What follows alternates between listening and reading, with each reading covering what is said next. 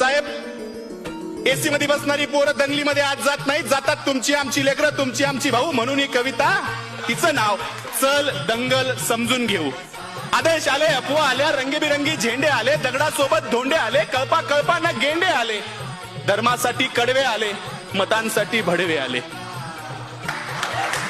दंगल पेटली, घरं पेटले, दंगल पेटली, घरं पेटले, हलक्या मेंदूचे पेटून उठले, गाड्या तुटल्या, काचा फुटल्या, यात माणसांचं मरण झालं, ब्रेकिंग न्यूजला कारण झालं, पत्रकार घटनेच्या खोलात गेले, घटनास्थळीचे जेलात गेले. त्यांना जामीन द्यायला आलं कोण? झेंड्यावाले का धर्मावाले? आले माय, बाप आणि भाऊ. चल दंगल समजून घेऊ, खरं खोटं तपासून पाहू. की हे जे काल झालं, हे जे काल झालं त्यात फक्त गरिबाचं हाल झालं. हे जे काल झालं त्यात फक्त गरिबाचं हाल झालं. पोलिसांना उडकली, त्यात सगळी पोरं अडकली. मग दाखल केस, दाखल शिक्षा, मग कशाची शाळा आणि कशाची परीक्षा. मग पोलीस स्टेशनात गाड्या आला, दंगल पेटवणारा भाड्या आला, त्यांची आपापसात मीटिंग झाली, आतल्या आत सेटिंग झाली, पैशानं कोंडी फुटली, पुढाऱ्यांची पोरं सुटली.